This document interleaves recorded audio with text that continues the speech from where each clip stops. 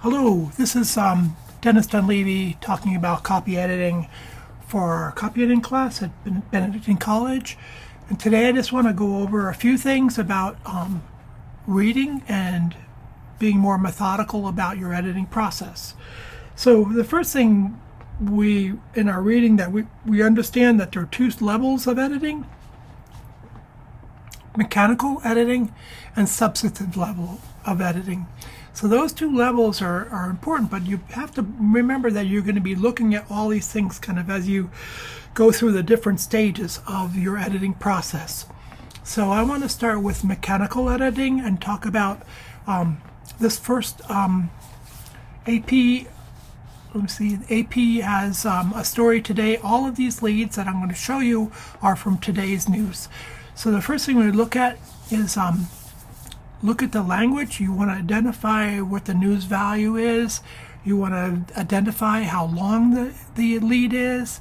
You want to identify what the elements are, the who, what, when, where, and why elements, and then make decisions about whether or not you think this is effective writing. And your job is really effective editing. So Houthi rebels, that's a who element, fired a missile that struck a U.S.-owned ship Monday. So we have the what and the when.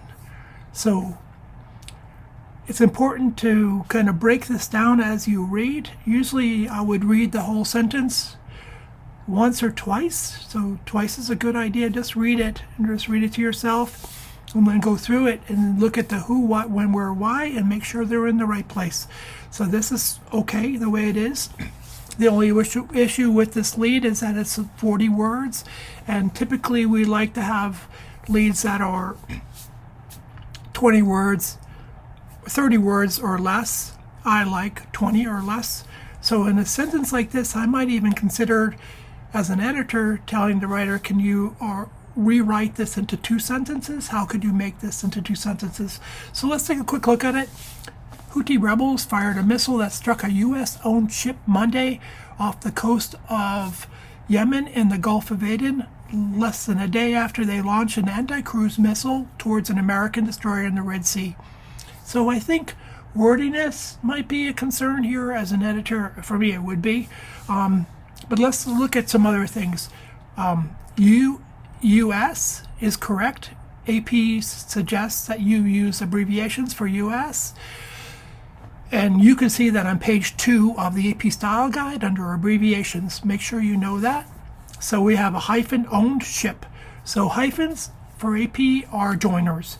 So we're going to join 2 ideas, the US and owned ship, right? So before the noun ship, this is modifying. US owned modifies ship.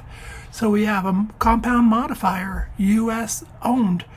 And notice that that hyphen is there between the U.S. and the owned.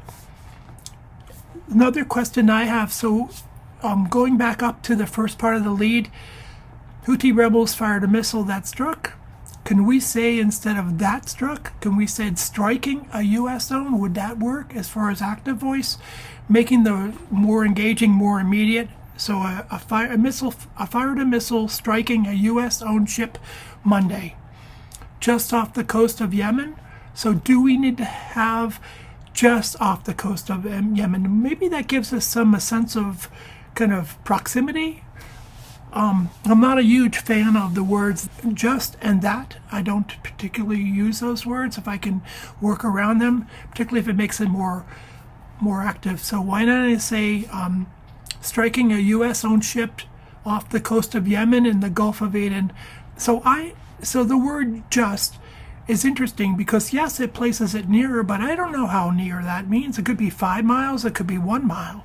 So I need to make sure that if I say that, just why not, if I have to be more specific, I need to be more specific, but I don't think you need that.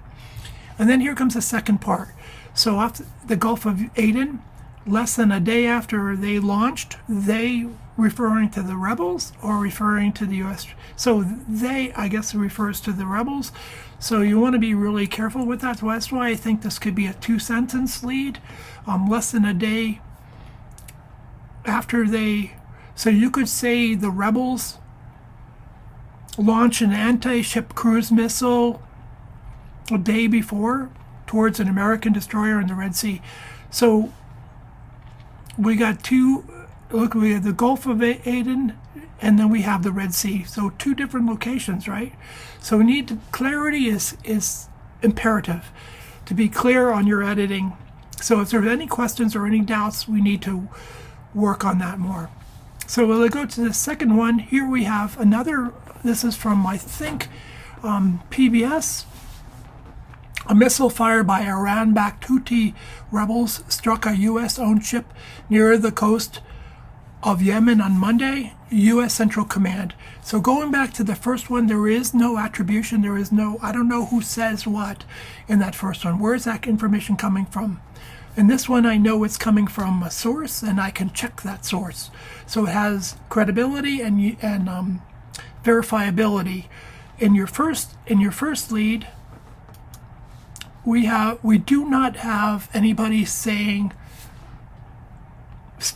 right? It just says rebels fired a missile, but we don't know who said that. So the says who is a really important part of this sentence. Let's take another look at another one here quickly. Again, this is a little wordy, and I think you would want to work on that. Also, anti-ship cruise missile. Remember that this is a modifier. Anti-ship is modifying cruise missile. So that's important in terms of the grammar of it. Again, you have an attribution, Red Sea, officials said.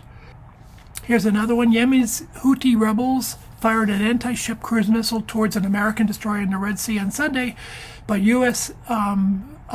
fighter, and this, look at there's no abbreviation. This is from the South China Post story, so they have a different style, but they're not following the AP guidelines on it.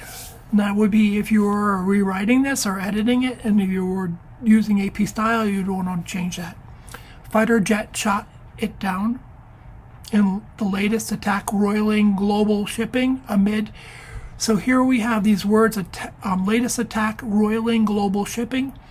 It's a bit of a bias there, so we want to be careful with a biased information, how we use it. So the things that I'm looking for are grammar, punctuation, spelling, and attributions on the first pass. No, you want to be able to identify your 5 W's and your H always. That's part of the job that you do.